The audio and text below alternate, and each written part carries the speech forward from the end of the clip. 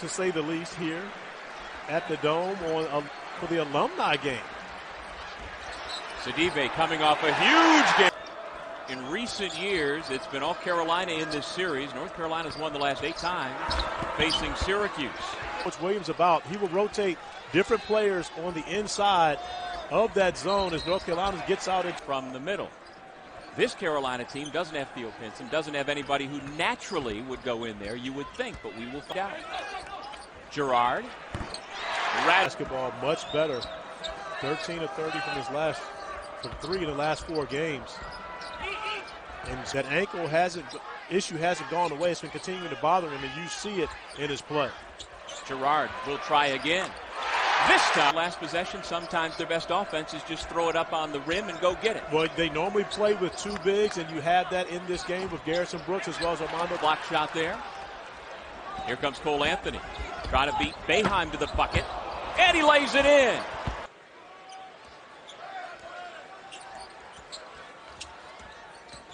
Boeheim leans in.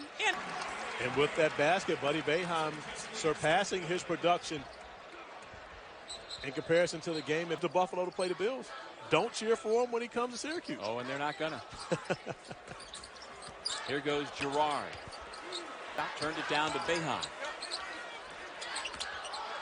Long 2. 2001, 2002, back when Matt Doherty was the head coach. Garrison ball for John Wallace. Yep. Danny Shades.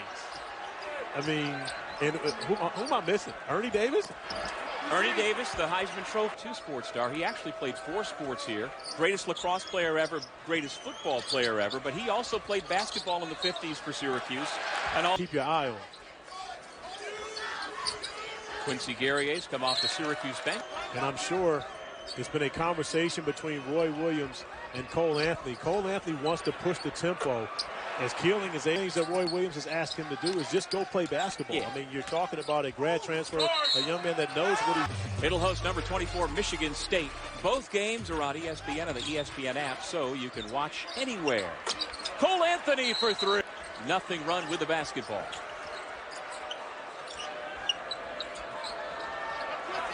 Keeling.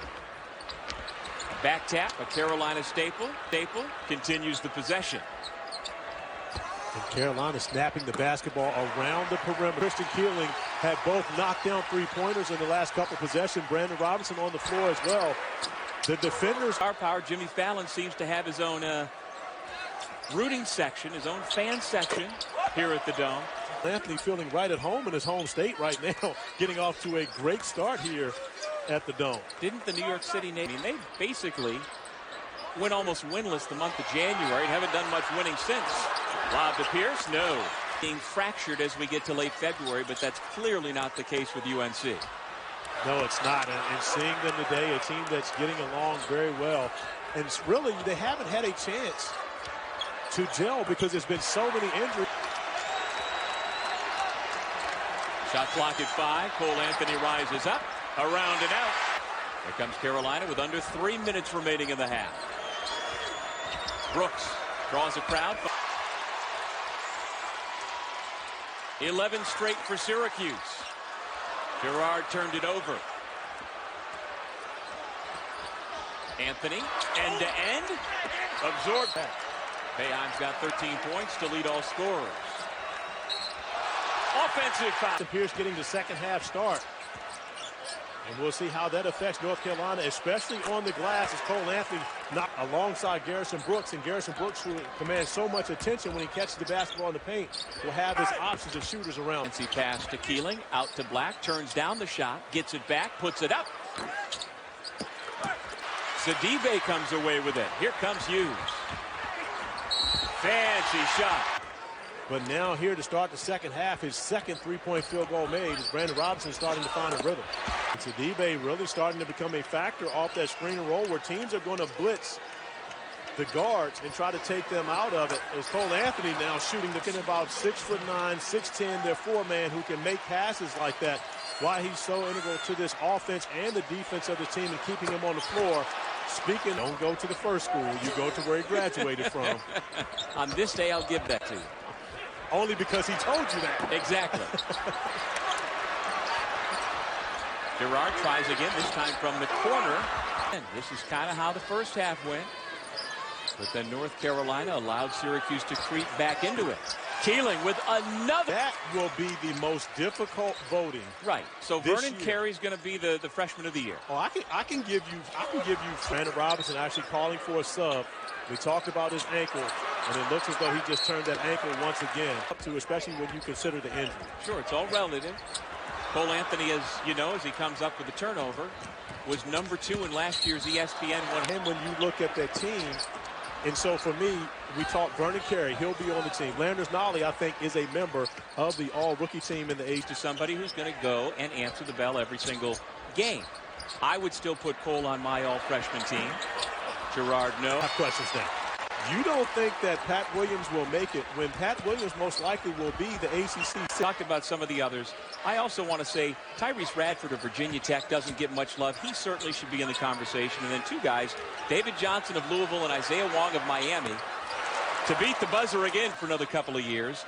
The ACC will be right back where it's been. Well, I can tell you it's a few of those at the top that you won't see for a couple of years. Right, but if you're talking 10, 11, 12, they're not all going. That guy that keeps making digits second half leads. Right. And they've had that here tonight. So right now the pressure trying to get them sped up a bit, but North Carolina. Bryson Goodine, a freshman guard, into the game for Syracuse in place of Joe Girard. Boeheim. It's looking. It appears that both Syracuse and North Carolina will head to Greensboro in 10 days, needing to win out to get into the field of 68. Yeah, but with 3. Elijah Hughes now with 15 points after the triple. Down to 3 minutes remaining. Sounded like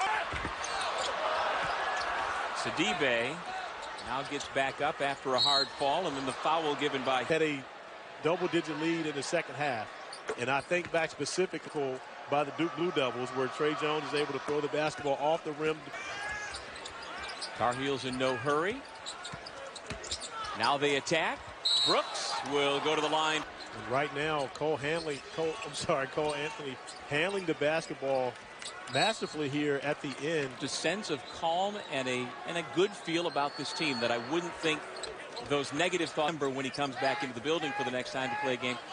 Court's going to be roughly the same. I mean, the sound system will change, the lighting will change, but by and large, he feels like